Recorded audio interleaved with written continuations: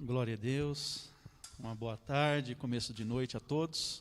Sejam todos bem-vindos a mais uma Escola Bíblica Dominical. Deus abençoe os irmãos que aqui estão presentes. Deus abençoe você que vai estar assistindo a Escola Bíblica pelo seu celular ou pelo seu computador, através do YouTube. Que Deus abençoe você. Nós estamos dando início a mais uma Escola Bíblica em cima do tema As Parábolas de Jesus. Sejam todos muito bem-vindos. Convido os irmãos que aqui estão a orar, você na sua casa também, que você possa fazer uma breve oração, para nós iniciarmos na presença do Senhor, mais um período de meditação na palavra, amém? Pai, em nome de Jesus te agradecemos pela oportunidade, obrigado, Senhor, por este momento de meditação na sua palavra, que o Espírito Santo possa nos ensinar, nos capacitar a cada dia a aprender mais e mais da palavra do Senhor. Que esses ensinamentos poderosos e permanentes sejam suficientes para nos ajudar a transformar nossa maneira de agir, de pensar, tudo de acordo com a sua vontade e o teu querer. Derrama bênção sem medida sobre as nossas vidas, sobre os que aqui estão e os que estão nos seus lares, e que o nome do Senhor Jesus seja glorificado hoje e sempre. Amém. Amém? Que Deus abençoe. Irmãos, nós estamos para entrar em mais um assunto sobre a parábola que Jesus apresentou ao povo, né? Nós temos a ciência de que as parábolas, elas são importantes, né? As parábolas, elas tinham um intuito muito interessante, porque ao mesmo tempo que ela veio para ensinar, ela também veio para não ensinar. A ideia e a proposta era justamente trazer o entendimento e ao mesmo tempo ser um pouco mais incógnita, um pouco mais escondida daqueles que não eram para entender naquele momento, né? Então nós percebemos essa sabedoria poderosa de Jesus quando ele deixa isso bem claro. Para que se cumprisse o que estava escrito a respeito dele, né? Que ele viria falando em parábolas. Alguns deveriam ouvir, entender e crer, outros deveriam ouvir, mas não entender nada, porque a ideia era seguir as profecias que já estavam estabelecidas. E nós, hoje, né? O que para nós interessa a parábola? É para nós entendermos ou é para nós não entendermos, né? Eu, seguindo o exemplo da pastora Kelly, eu também trouxe perguntinha para quem está em casa, né? Então, são algumas perguntinhas. Dentro dessa parábola que nós estamos assistindo, percebendo hoje, aprendendo, e você ir acompanhando de casa, o reino de Deus, o reino dos céus, ele é presente, né? Quando Jesus apresenta o reino dos céus, ele já é, ou ele é futuro, o reino dos céus viria? Ele é no céu ou ele é na terra, né? Os irmãos aqui também pensam a respeito, para a gente responder até o final da aula, né? Esse reino dos céus, ele é presente, atual, ou é coisa futura? É no porvir, é na eternidade? Ele já existe ou vai vir a existir? Ele é aqui ou ele é lá? Amém? Então você aí em casa, que você possa também responder e trazer aí uma reflexão através da internet. E também essa questão, e a parábola? A parábola, se naquela época em que Jesus apresenta-se falando por parábolas, e era para alguns entenderem e outros não entenderem no momento, para nós, é para nós entendermos ou é para nós não entendermos? Amém? Então são algumas perguntinhas aí para a nossa meditação, para a gente avaliar, porque é bem interessante. Nos dias de hoje ainda tem pessoas que acreditam que a Bíblia não pode ser compreendida, não pode ser entendida, ela tem que ser vivida pela fé, tem que ser pela espiritualidade, tem que ser, né, aquela revelação instantânea. Enquanto eu não tiver, eu não conheço, não sei. Outros abrem a Bíblia simplesmente e o que vier e pega, e outros acreditam que tem que ser estudada, tem que ser meditada, tem que ser realmente conhecida. E por isso a parábola é interessante que a gente pense a respeito também. Existem parábolas fáceis de compreender, existem parábolas difíceis de compreender. E assim é em todos os textos, né? Dentro desse assunto, hoje, eu convido os irmãos aí a ler comigo, né? Nós vamos ler em Mateus, no capítulo 13, 31 ao 33, mas ao mesmo tempo nós vamos ler também em Marcos e em Lucas, que são sinópticos, né? Eles são apresentada a mesma parábola em 3 evangelistas, para a gente ver as diferenças, amém? Eu acho que no papelzinho que eu dei para ler, não estão essas referências, porque são outras, né? Então vamos ler, por favor? A pastora Kelly pode ler, por gentileza, o 13, 31 ao 33, e aí depois a gente passa para os dois irmãos lerem também Marcos e Lucas. Mateus 13, 31. outra parábola lhe propôs, dizendo: o reino dos céus é semelhante a um grão de mostarda que um homem tomou e plantou no seu campo, o qual é, na verdade, a menor de todas as sementes, e crescida é maior do que as hortaliças, e se faz árvore, de modo que as aves dos céus vêm aninhar-se nos seus ramos. Disse-lhes outra parábola: o reino dos céus é semelhante ao fermento que uma mulher tomou e escondeu em 3 medidas de farinha até ficar tudo levedado. Amém? Agora vamos ler em Marcos 4, versículo 30 ao 32. E depois o irmão já vai separando Lucas 13, 18 e 19. Vamos então em Marcos 4, 30, 31 e 32. Lucas 13, 18 e 19. E dizia: a que semelharemos o reino de Deus?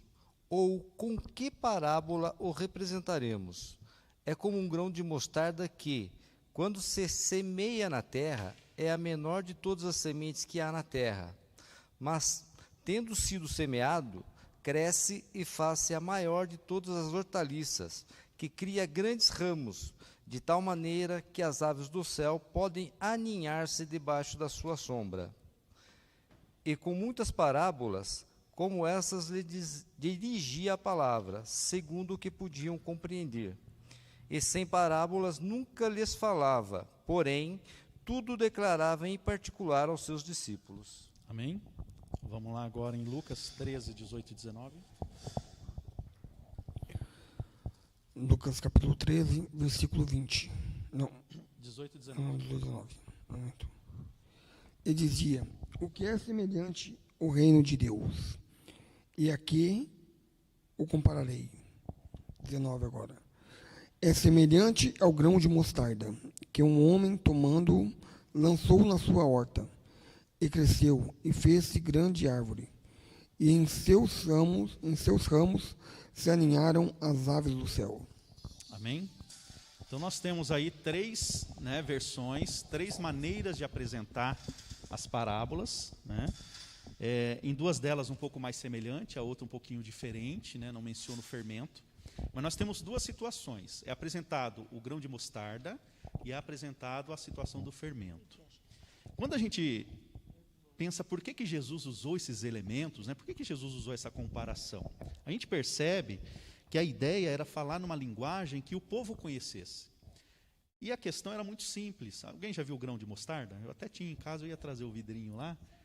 Né? É um grãozinho realmente muito pequeno. Metade do alpiste, pelo menos, né? Ela tem? A irmã tem ali, vai mostrar. Então, assim, o grão de mostarda é bem pequenininho.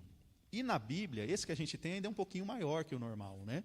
O da Bíblia ainda diz que é uma espécie diferente, né? Ela é escurinha, a da irmã é pretinha ou é branquinha essa? Amarelinha, né?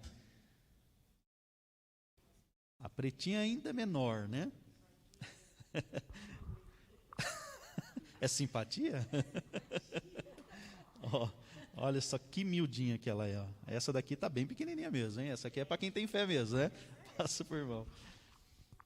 Você que está aí na sua casa, né, tenha a comparação com um alpiste, né, com um grãozinho bem pequeno. Se for o arroz, vai ter que partir em 4 pedaços para ficar do tamanho do grão de mostarda. Então, realmente é muito pequeno. Jesus faz uma comparação de algo que eles conheciam. Jesus fala assim, olha, o reino dos céus é semelhante, ele é parecido, ele pode ser comparado. Né? É uma figura de linguagem, de comparação, Jesus está fazendo uma analogia ali, dizendo assim, olha, o reino dos céus para vocês ainda é uma novidade, vocês não têm ideia de como ele se apresenta, do que ele representa, do que ele significa, então eu vou exemplificar. E Jesus fala, a mostarda.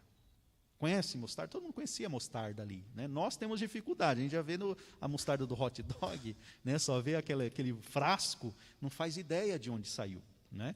E aí Jesus fala com pessoas que conheciam uma árvore de mostarda, né? Que é mais parecida com um grande arbusto, e sabia que as pessoas conheciam a semente da mostarda. E ele fala assim, olha, o reino dos céus é semelhante ao grão de mostarda. Imagine o povo naquele momento coçando a cabeça, pensando, o reino dos... Nossa, o reino dos céus é pequeno, né? O reino dos céus é insignificante. O reino dos céus é algo irrisório. Não é? Aí Jesus completa. O que acontece depois que esse grãozinho é plantado? O que acontece se ele germinar? O que acontece se ele agora reproduzir? Cadê a mostarda? Aí a turma aponta para aquela grande árvore. Então, agora o reino dos céus, que é comparado a esse grão de mostarda, o grão de mostarda virou uma grande árvore. Então, o reino dos céus está sendo inaugurado, está começando, está surgindo, simples, pequeno, insignificante para muita gente, mas ele vai se tornar algo grandioso, algo notório. E ele vai dizendo que os pássaros estão acostumados a fazer ninhos e a ocupar aquela árvore de mostarda como uma habitação, como um local de prazer, né, de sustento, porque é algo bom. Então Jesus está dizendo, o reino dos céus é bom. O reino dos céus está começando agora. Tem 12 mais perto de mim, tem alguns que estão perto dos 12, e isso vai alcançar o mundo. Dizer isso no momento em que não há, em que não existe, já vem de novo agora a mostarda comparada à fé, né? Que a fé também é do tamanho de um grão de mostarda. Não é só o reino dos céus que é comparado ao grão de mostarda, a fé é da mesma maneira. Você observa e você fala, não tenho fé. E quando queremos extrair da pessoa a sua vivência, as suas experiências, nós vamos perceber que é uma pessoa que vive de fé. Ela mesma não percebeu que vive pela fé. Mas quando se conversa, ela vai e nota que ela sim vive de fé, né? Vive pela fé. E aí Jesus apresenta dizendo assim, olha, entenderam agora esse grão de mostarda? A turma querendo enxergar o grão não consegue, o da irmã ali quase se perdeu na mão dos irmãos. Então esse grãozinho aqui, ó, é o reino dos céus. Ah, só isso? Não, olha agora para o fruto disso. O que isso se torna? O que o grão da mostarda se torna? Se torna aquela grande árvore. Pois é, o reino dos céus vai se tornar uma grande árvore. Isso era para ser entendido ou não? As pessoas precisavam compreender isso? Precisavam se alegrar com isso? Essa era a ideia. Mas era para todo mundo se alegrar e conhecer isso? Não. Alguns zombaram. Nossa, grão de mostarda. Não tinha um exemplo melhor? Poxa vida, né? Podia ser outro exemplo. Por que Jesus usou um exemplo tão pequeno desse jeito? As pessoas realmente não deram atenção, não perceberam a grandeza do ensinamento. E aí Jesus estabelece que, através desse ensinamento, para que nós observássemos e buscássemos entendimento, que hoje está mais fácil nós percebermos o que ele disse, porque ele dizia enquanto só tinha 12 perto dele. Hoje nós somos bilhões. Hoje está mais fácil entender que somos uma árvore de mostarda, né? Então nós percebemos que a ideia da parábola era realmente demonstrar que tudo que é bom começa pequenininho. Tudo que é de Deus começa sendo desprezado. Tudo que Deus tem preparado para os seus é motivo de riso para quem não acredita, para quem não tem a mesma fé, para quem não consegue enxergar que o caminho é Jesus.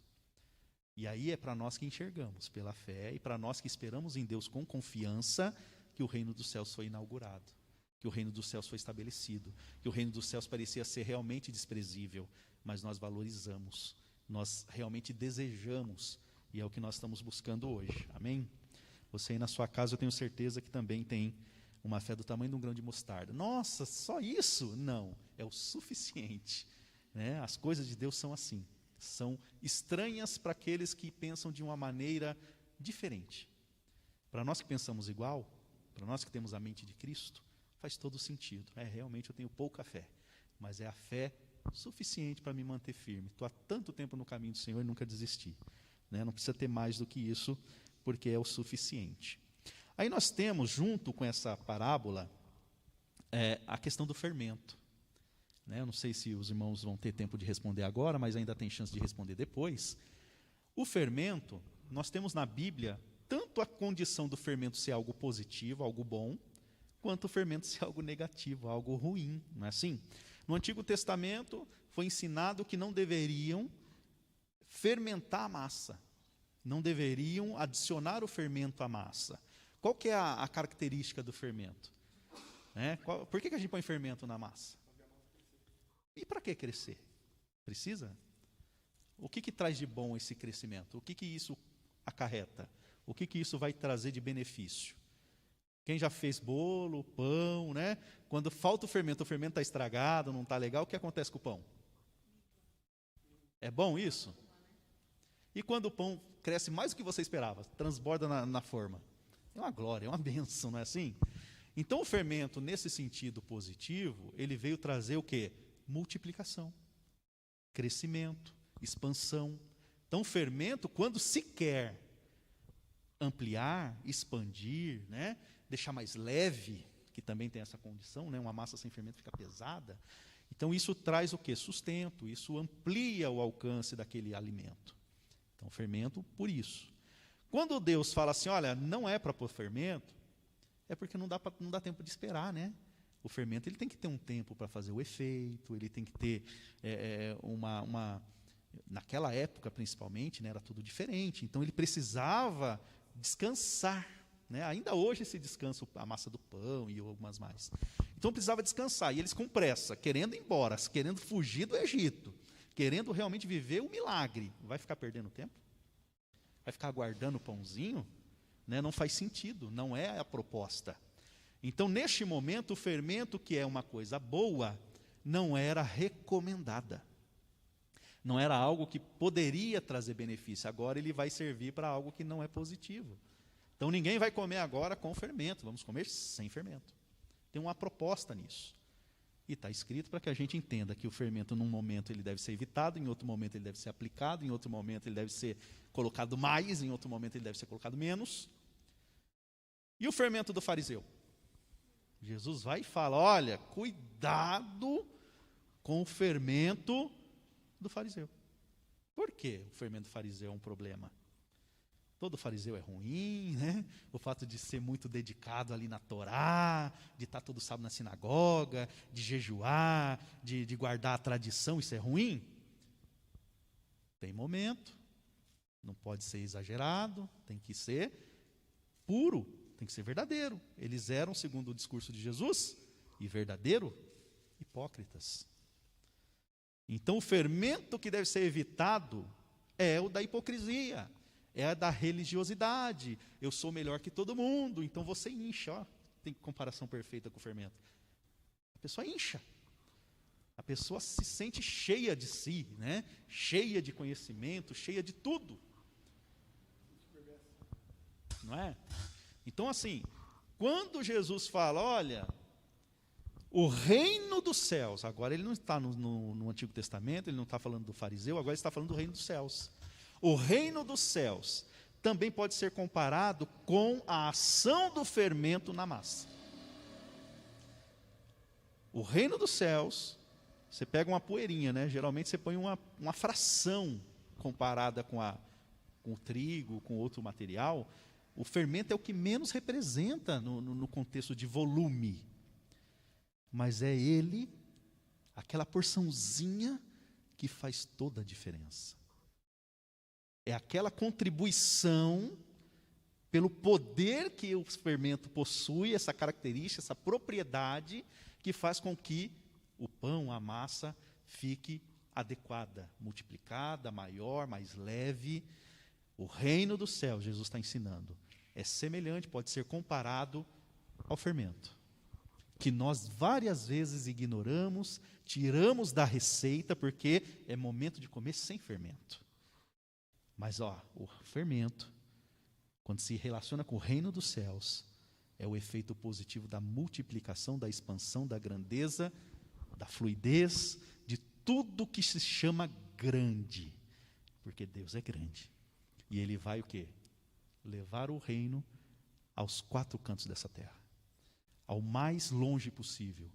Ao maior número de pessoas possíveis. Né? Então, o fermento, nesse contexto, vem justamente para trazer essa condição de que o reino de Deus, que começou pequeno como um grão de mostarda, ele vai se tornar grande como uma árvore de mostarda, Ele vai agregar pessoas que vão se aninhar nessa árvore da mostarda, e ele também pode ser comparado ao fermento, que é uma poeirinha que se joga na massa, mas ele expande de tal maneira que ele é ampliado.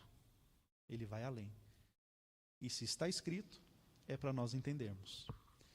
A questão é, nós fazemos parte do reino de Deus? O reino de Deus é presente? O reino de Deus está? Ou ele virá? O que é o reino de Deus? O que Jesus quis dizer com relação a isso? Ele fez a comparação e as pessoas entenderam que o reino de Deus começa pequeno, fica gigante. É uma bênção, pode alcançar o objetivo estabelecido por Deus, pode ser só um número de pessoas aglomeradas. Vamos pegar o fermento do lado negativo. Um monte de gente inchada, um monte de ambientes cheios, mas vazios de Deus. Adianta? Não adianta. Então Jesus pega a comparação perfeita para dizer: o reino de Deus está entre nós. Foi iniciado, mas só aquele que quiser poderá se aninhar, poderá fazer parte, poderá multiplicar. Não é para todo mundo. Está para todo mundo, mas nem todo mundo quer. Não é assim? Tem gente que despreza um pão bem gostoso, bem quentinho, bem bonito, perfeito. Tem gente que despreza. Tem gente que não gosta, que não quer. E aí nós vemos, aqui não vai dar para os irmãos verem, mas tem aqui uma imagem da mostarda.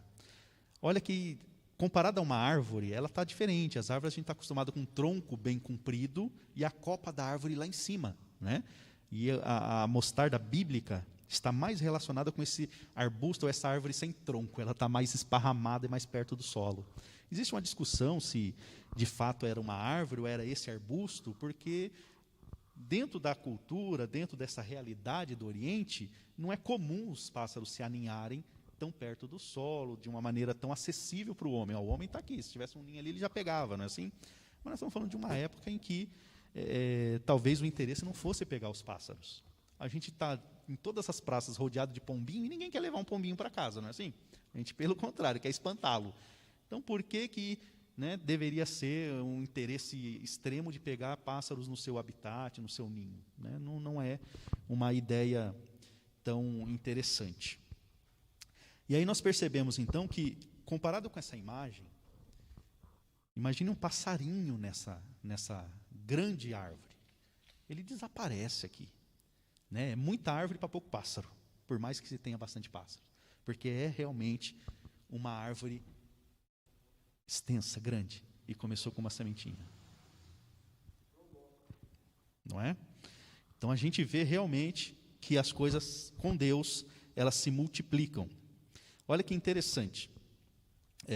Dentro desse contexto, Jesus está usando de metáforas, ele está fazendo uma comparação bem interessante, mas faz todo sentido. Hoje nós somos, quando eu digo nós somos, todos os cristãos do mundo, e aí junta católicos, junta ortodoxos, junta protestantes, junta tanto os pentecostais quanto tradicionais, todo aquele que professa a fé em Jesus Cristo. Aí a gente não está avaliando a qualidade de cristão, a gente está falando os nomeados cristãos, os que se intitulam cristãos.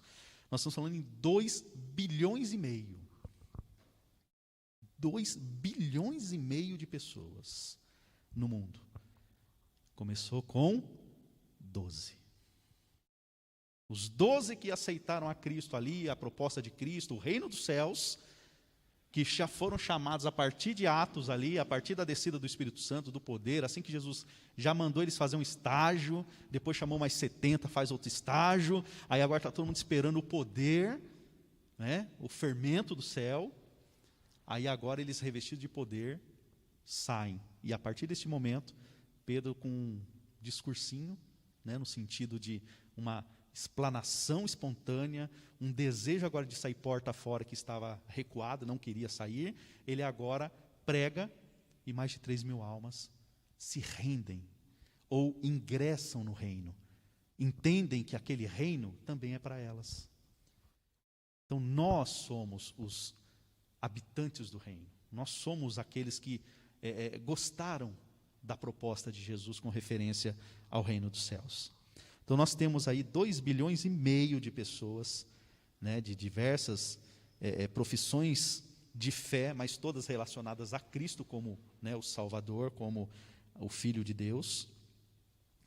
E quem alcançou tudo isso de gente? De onde, né, surgiram? Justamente da multiplicação. Aquele que ouvia, cria. Aquele que cria, falava. Aquele que ouvia, cria. Aí agora ele também fala.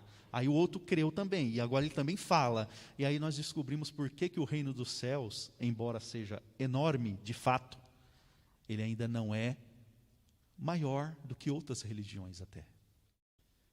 Porque nós temos uma forma de fazer diferente da proposta bíblica. Tem crente que não fala, ouviu, creu, e fica com a boca fechada, sim ou não? Tem crente que nunca pregou o evangelho, que nunca falou para alguém. Tem, não tem? Tem crente que está vivendo no reino, está feliz em estar no reino, está esperando o reino futuro, mas ele não compartilha o reino com ninguém. Parece que ele quer morar sozinho na glória. Ele não fala. Em toda a narrativa bíblica, aquele que ouvia, cria, e ele falava, espalhava. Por isso funcionava. Por isso expandiu tanto. Paulo chega a dizer, eu preguei no mundo inteiro. Por quê? Porque onde havia lugar para chegar, ele se dispôs a ir. Então, todo mundo conhecido de Paulo foi alcançado por ele. E aí, quando ele chegava num lugar e via alguém pregando, ele dizia assim, eu não vou pregar onde já estão pregando. Onde é que não estão pregando? Do lado de cá, ele ia para lá. Já preguei ali e agora tem outro pregando acolá. Onde não estão pregando? Lá. Ele pregava até dentro da cadeia. Então ele entendia, né? Como é que eu vou poder me calar? Como é que eu vou poder ficar fingindo que não existe? Aí, então nós estamos tratando justamente a expansão do reino. Vamos ler esses versículos antes que eu me esqueça deles. A gente imita as pessoas e depois se perde, né? Vamos ler esses textos, por favor? Vamos começar com o primeiro? Quem que pegou o primeiro? Mateus 13, 10 e 11. Diz assim, então se aproximaram os discípulos e lhe perguntaram, por que lhes falas por parábolas? Ao que respondeu, porque a vós outros é dado conhecer os mistérios do reino dos céus, mas àqueles não lhes é isso concedido. Amém? Então, alguns eram para entender. Outros era para ficar encoberto. Para nós, é para entendermos. É para entender. Nós precisamos entender. Precisamos conhecer tudo. Precisamos saber de tudo. Teremos a revelação, esclarecimento dos 66 livros, de todos os pontos da Bíblia? Não, mas nós poderemos entender o máximo possível. Se buscarmos e buscarmos e buscarmos e queremos, nós vamos entender. Alguns vão entender simplesmente. Leu, já entendeu. Outros pontos com um pouco mais de esforço, outro ponto com alguns dicionários, outro ponto com algum estudo, outro ponto em várias ministrações assistidas. De alguma maneira nós vamos entender. O quanto nós vamos entender da Bíblia? No mínimo 80%. E um analfabeto pode entender a Bíblia? Pode, porque Jesus foi tão lindo que ele usou exemplos práticos, vivência das pessoas, coisas simples do cotidiano, que servem tanto para eles quanto para nós. O grão de mostarda pode ser novidade para alguns dos dias de hoje, mas o fermento não é. Uma situação, uma ilustração, pode ser muito claro para a época. Hoje não, mas Jesus vem com outro que para a época talvez fosse meio estranho, mas servia para hoje. Então sempre vamos ter o entendimento necessário, porque Deus é bom. Porque Ele já sabia das nossas fragilidades, dificuldades, e por isso que Ele foi tão pedagogo, por isso que Ele foi tão inteligente, tão sábio, tão carinhoso, tão prático, tão isso, tão aquilo. Por quê? Porque Ele já nos conhecia. Quando Ele ora lá em João 17, Ele já fala, não é só por esses não, Senhor, é para aqueles que ainda vão crer. E Ele já sabia quem estaria aqui hoje, amém? Glória a Deus. Vamos para o número 2? Quem está com o segundo?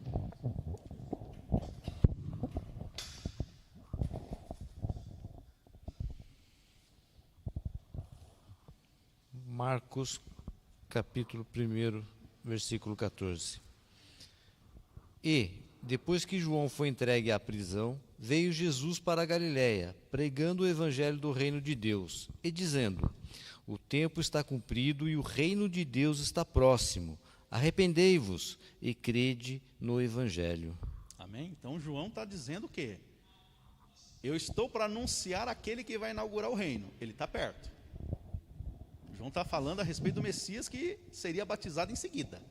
Ele fala assim, ó, o reino de Deus está sendo inaugurado, está pertinho de você, se arrependa e já esteja pronto para ingressar.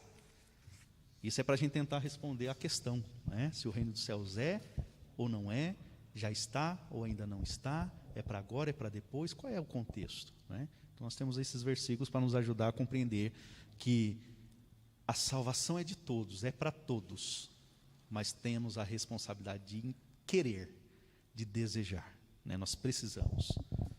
Ok? Vamos para o terceiro ou é o quarto agora, né? O terceiro? Vamos lá. Lucas, capítulo 17, versículo 21. Eu vou ler do versículo 20 em diante.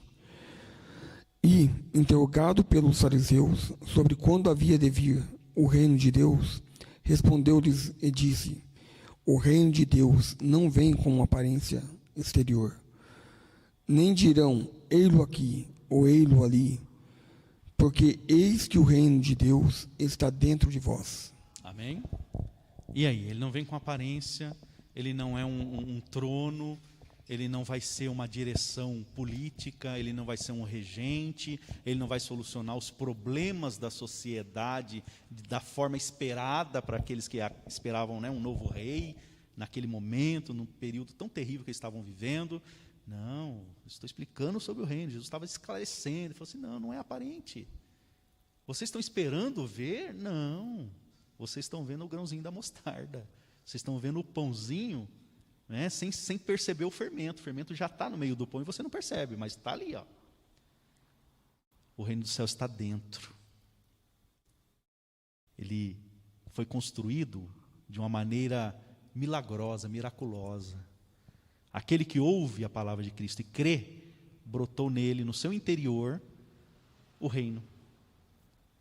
O reino imaterial, o reino não palpável, o reino incompreendido, o reino que é uma extensão daqui para o futuro, na presença de Deus eternamente, mas tudo tem um começo.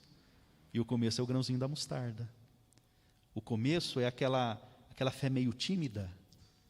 Quando eu aceitei Jesus, foi assim, não quero.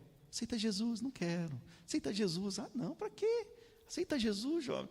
Hoje eu louvo a Deus porque a irmã insistiu de um jeito, mas de um jeito que eu teria dito assim, esse cara não quer nada, né? E ela insistiu. 5 vezes. Eu tinha parado na segunda ou na terceira, ela 5 vezes. Em casa, era uma campanha de 7 dias, estava no 3º dia, e eu fugia para o quarto e ficava ali esperando acabar. Minha irmã convertida, minha mãe contrária a essa decisão. E eu só escutando de longe. Aí eu fui tomar água. Deu sede, Jesus é bom, né? A minha sede era da água da vida, mas eu fui lá para a cozinha, a hora que eu passei, a irmã me grampeou. Ô jovem, vem cá. Você estava escutando, né? Crente fala alto, né? Estava escutando. Você não quer aceitar Jesus? Não. Vim tomar água só. Deixa eu tomar água. Aceita Jesus, jovem? Não quero. Aceita Jesus? Não. Na 4ª vez amoleci, na 5ª, essa irmã não vai parar. Aí eu falei, tá bom. Aí todo mundo ficou feliz, né? Porque a gente fica muito feliz. Aí, repete comigo a oração e tal, e eu ali. Amém, amém, amém. Fui tomar água, voltei para o quarto. Naquele dia minha mãe proibiu a campanha de continuar. Não teve mais campanha. Era o 3º e último de 7. Mas uma alma foi alcançada. No dia seguinte, parecia que eu aceitei meio sem querer, a contragosto, por insistência, mas no dia seguinte algo mudou em mim. Porque a sementinha, porque o reino dos céus, que é espiritual, é no coração do homem, surgiu. Simplesmente apareceu. Depois virou uma árvore, mas ainda era uma sementinha. No dia seguinte já deu vontade de ir para a igreja. No dia seguinte queria curiar com a minha irmã, por que ela tanto vai para a igreja, por que ela faz isso, por que ela faz aquilo. Daqui a pouco eu já estava frequentando a igreja, procurando uma que eu me identificasse. E lá se vão 20 anos para mais, para a glória de Deus. Nós temos que ouvir, crer, mas temos que falar. Essa é a expansão do reino. E quem participa do reino? Para quem que é o reino? Será que é só para as pessoas bonitas?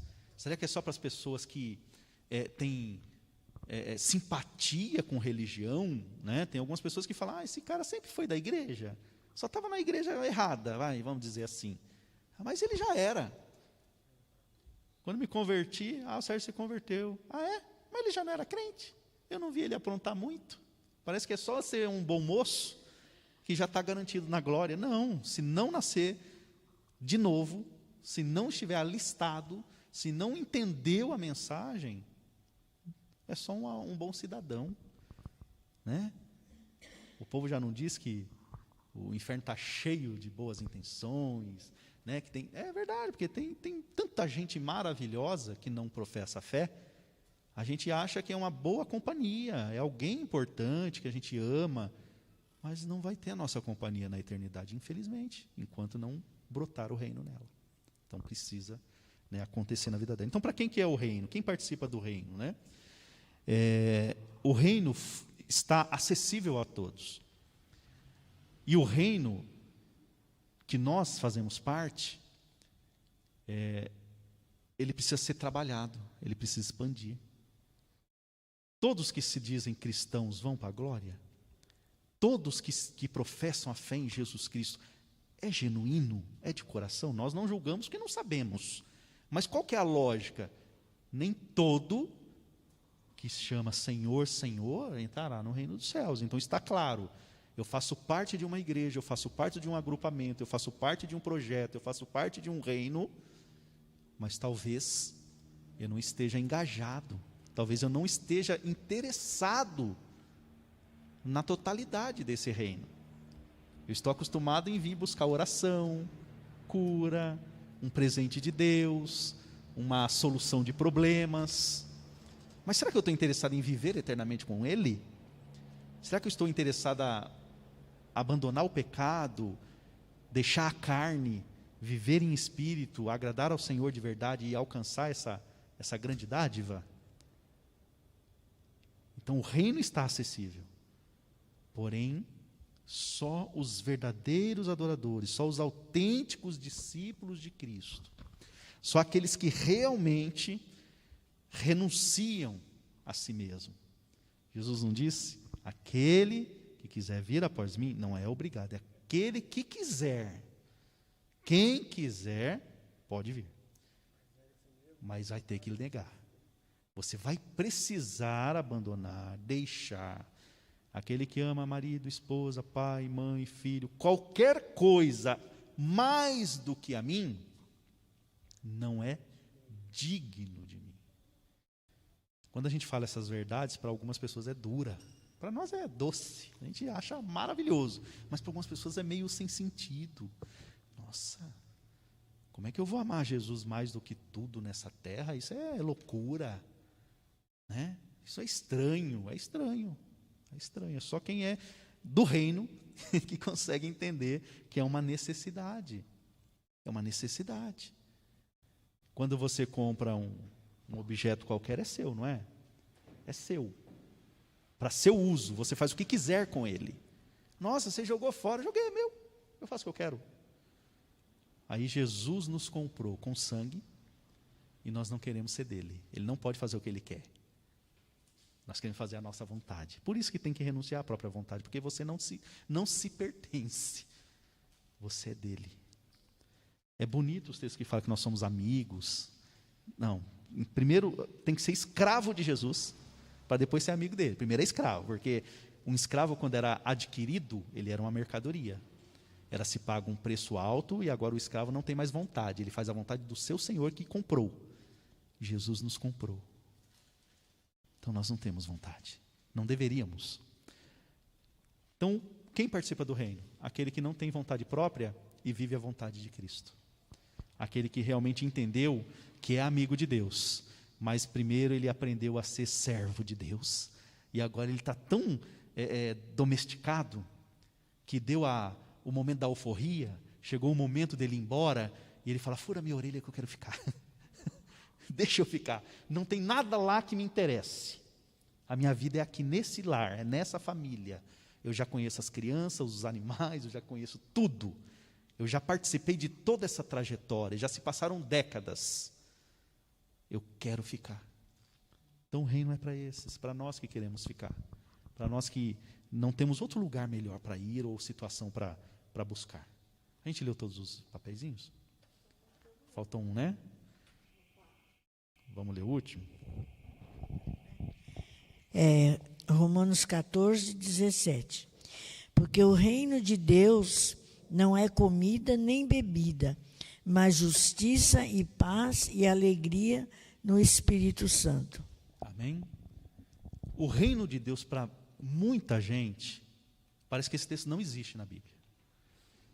Parece que para muita gente é assim: o reino de Deus é comida, é bebida, a gente brinca que a gente gosta de comer, né? A gente se junta para comer, e a gente realmente pensa assim, não é? Festa, alegria. Não é qualquer festa, não é qualquer alegria, é no Espírito Santo. É uma satisfação de fazer parte. É aquela alegria imensurável, é uma alegria que não se explica. Porque as demais alegrias são momentâneas. Você come com alegria, depois chora que pesou na balança e aquilo lá fez a diferença. Então aquilo que era uma alegria hoje, amanhã está sendo nossa, eu vou ter que malhar um pouquinho. Percebe? Então é uma alegria terrena. Essa alegria terrena, ela é tão instantânea, tão momentânea, que não interessa para quem quer morar na glória. Né? Então a gente abre mão dessas alegrias. E aí a gente quer realmente uma alegria mais profunda. Né? Então o reino dos céus não é comida, não é bebida. Ou seja, dá para morar com Deus com a barriga roncando, dá. Dá para morar com Deus doente, dá para morar com Deus doente, porque lá não vai ter doença, nem choro, nem dor, nem pranto, mas aqui tem. Aí tem gente que lamenta por não estar com a saúde 100%, mas o reino dos céus não é saúde 100%. Eliseu morreu, gente. Eliseu morreu da doença que ele estava. Ele que orava para Deus curar, curou a lepra de Naamã, curou tantas pessoas, ressuscitou mortos, mas ele mesmo morreu de doença. É pecado morrer de doença? É um problema morrer de doença? Não. O ruim é morrer, ainda que com saúde, do nada, porque tem gente que não tem nada e morre, né? E aí? E aí? Não é? Morrer sem Cristo, morrer ainda que com saúde, com dinheiro, com comida e bebida, mas sem Cristo, não faz sentido. Não faz sentido. E aí a gente conclui, dentro dessa dinâmica do reino, que aqueles que entendem o reino, não é aquele que vem à frente, olha, vem à frente, aí a pessoa vai para a frente, olha, aceita Jesus, a pessoa aceita Jesus, aí depois ela volta para casa, começa a dar uma espiadinha, igual a parábola que a gente viu, né, na semana passada, está meio raso, né, as pressões do mundo já interferem, os prazeres do mundo já atraem de novo, aí não adianta, simpatizante só não funciona, não funciona. Enquanto Pedro não se converteu de verdade, Jesus falou assim, ó, quando você se converter, Jesus está falando com um homem que andou com Jesus desde o início. Aí ele fala, mas quando você se converter, aí você vai ensinar e ajudar os seus irmãos. Por enquanto, você acha que sabe, mas eu já te disse que vai dar ruim, vai dar problema, mas eu estou com você. Você é o grãozinho da mostarda, você não virou a árvore ainda, mas vai virar, vai chegar lá. Você é a massa sem o fermento, mas vai ter um fermentinho aí, um bom fermento, e vai dar certo. Então não basta ser um participante, um simpatizante, né? Nós temos que realmente querer, não é só, né, participar no sentido de estar junto.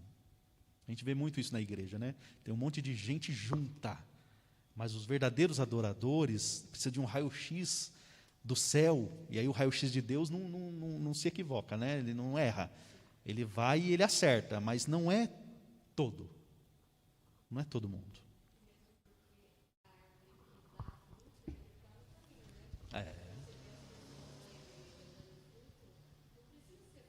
Não.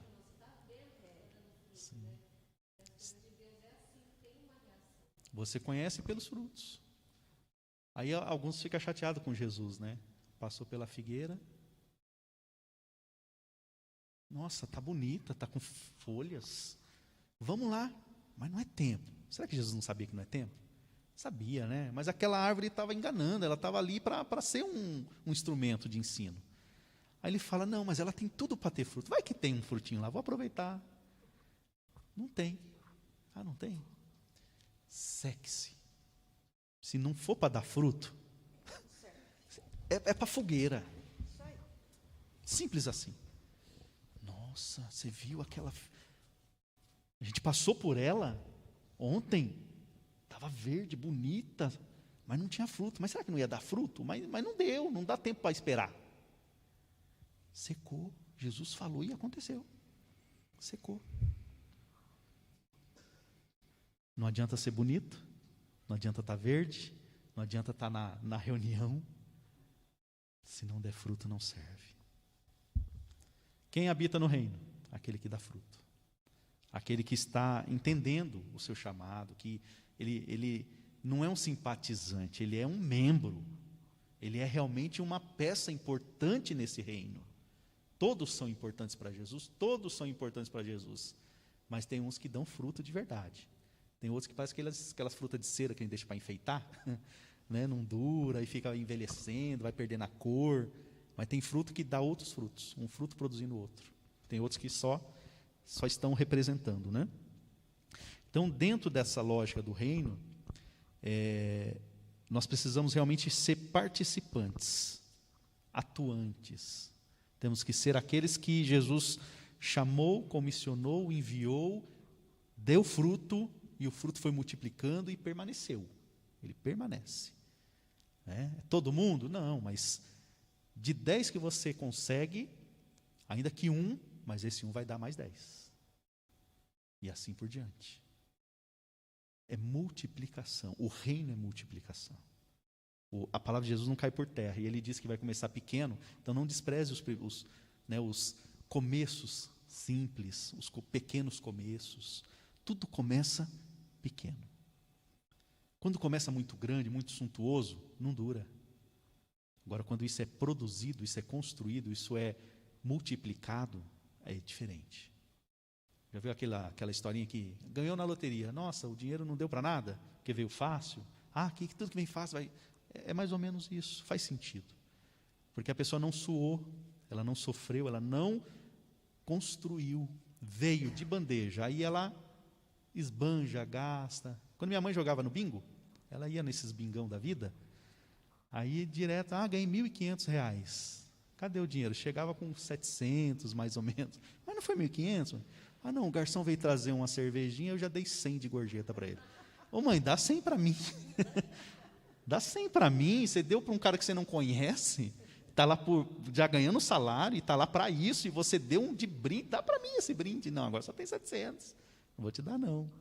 Ia tentando a sorte. Mal sabia que estava deixando mais de 1.500 para ganhar de vez em quando alguma coisa.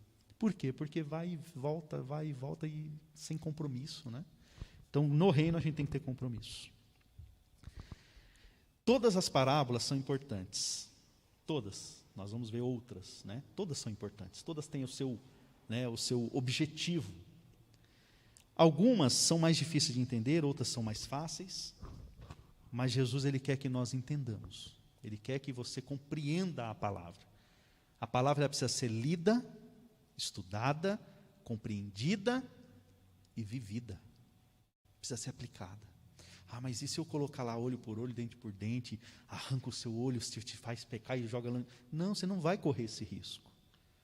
Você não está lendo sozinho, Jesus está lendo com você, o Espírito Santo está com você. As pessoas que já cometeram esses absurdos, porque teve gente que realizou essas loucuras, levar o pé da letra. Já viram aquele videozinho lá? Olha, eu li lá em Oséias, toma a mulher de seu irmão e adultera com ela. Não, isso aí não existe. Isso aí aconteceu? Aconteceu, lógico. Mas era uma igrejinha com 12 membros. A irmã teve um sonho com o pastor, não repreendeu. Aí contou para o pastor achou interessante. Aí depois o marido falou, se Deus que mandou. Então está tudo dentro de uma panela chamada pecado, aqui, né, foi consumado, e aí está lá, aconteceu. Aí vem um repórter incrédulo e fala, vamos ler de novo? Mas aqui não está, e esse assento aqui, isso aqui, e aquilo ali. Não, pensando, como assim, gente? Então não tem esse perigo, não tem. O mais interessante é que quando é para a gente errar para mais para Jesus, ninguém erra. Ninguém vê lá 3 dias de jejum e faz 30. Ninguém vê lá tomar um tapa na face e você dá outra face, então você vai, sabe, tomar 3 tapas em vez de 2. Não, ninguém quer mais. Olha, se tomar a capa, dê a túnica, ou a túnica dê a capa. Não. Olha, para andar 2 milhas, se é para andar 1, ninguém anda 3. Ninguém erra para mais. Olha, irmão, isso não é bom fazer. Mas eu queria tanto fazer. Jesus, dá licença que eu vou fazer. Não, irmão, mas não pode. Não, mas eu quero. Então, para o pecado, tudo é mais fácil. Agora, para as coisas maravilhosas que Deus tem para nós, é mais difícil. Então, o problema está em nós, que aí não temos ainda, talvez o registro do reino no nosso peito, no nosso coração. Isso precisa ser construído, adquirido. Tem gente que abandona o reino facinho. Facinho. Tem outros que sofrem e vão até o final. Nós precisamos ir até o final. E assim, nós percebemos que tudo que está escrito, ele é útil. Tudo. Até cantares. Até cantares. É útil. Em algum momento vai fazer a diferença na sua vida, em algum momento vai ser utilizado para convencer alguém, em algum momento vai ser uma resposta de Deus para a nossa solicitação, para a nossa busca. Está tudo aí. Tudo. É só acessar. Só buscar. Só querer. Quem é do reino, quer. Quem é do reino, deseja. Quem é do reino, entende. Quem é do reino, multiplica. Quem é do reino, não vê a hora de ter um momento para se relacionar com as coisas de Deus. Paulo foi um fruto de Jesus. O próprio Jesus ganhou ele. Quando ele ia na sinagoga, o povo mandava ele voltar. Dá para vir de novo no próximo sábado? Fala a mesma coisa. Eu vou trazer mais gente. Aí você fala a mesma coisa porque eu não vou conseguir replicar o que você falou. Tudo bem, eu vou lá e falo de novo. Aí vim. Quando Jesus abria a boca, quem é esse? Nossa, ele fala com poder, com autoridade. A gente ouve tantos rabinos e não é a mesma coisa. Eu quero ouvir ele agora. Foi só com Jesus? Não, foi com Paulo, foi com Pedro, foi com todos os que são frutos desse reino. E pode ser com você, pode ser com a gente, pode ser conosco, da mesma maneira. Então, fale, ministre, abra a boca, seja participante, queira que o outro participe também, não seja egoísta. Nós somos uma sementinha na mão de Deus, mas vamos ser uma grande árvore quando abrimos a boca e o Senhor fizer o milagre através da nossa vida. Amém? Deus abençoe em nome de Jesus. Deus abençoe você que estará assistindo essa aula pela internet. Participe, divulgue, compartilhe, chame mais irmãos, É um momento tão gostoso, a gente controla o tempo, Dá vontade de falar a noite inteira, porque é gostoso falar das coisas de Deus, é bom, produz um efeito maravilhoso. Então que nós possamos permanecer nessa fé e que os irmãos possam continuar na escola bíblica, e os irmãos de casa também na escola bíblica, e assim avançando em nome de Jesus. Amém? Vamos orar? Quem gostaria de fazer a oração para encerrar? Passa para ele, por favor. Vamos orar. Você na sua casa ore também e agradeça a Deus. Senhor, meu Deus, meu Pai, obrigado, Senhor, por mais um dia de vida em Tua presença, por tudo que Tu tens feito, está fazendo e há de fazer nas nossas vidas, meu Pai. Obrigado, Senhor da glória, por essa aula, por essa escola dominical, pela aula de hoje, pelo que o nosso estudo, por tudo que nos foi revelado, por tudo que foi ensinado nesse culto de hoje, meu Pai. Obrigado, Senhor da glória. Louvado seja o seu santo e maravilhoso nome, Rei dos Reis. Meu Pai, dê um coração fértil para todos aqueles que querem aprender de Ti, uma mente aberta para poder crescer a Sua palavra no coração delas, meu Pai. Faça uma terra fértil, meu Pai, querido, para absorver todo o conhecimento que vem de Ti, meu Pai. Ensina, meu Pai. A Tua palavra diz que nos últimos dias a Tua palavra será implantada no coração do homem, meu Pai amado, Pai querido. Meu Pai, venha dar entendimento, conhecimento, discernimento, humildade, simplicidade, sinceridade, para que cada um venha absorver de Ti, meu Pai, a Tua palavra, a Tua vontade e o Teu querer. Em nome de Jesus, amém, Senhor.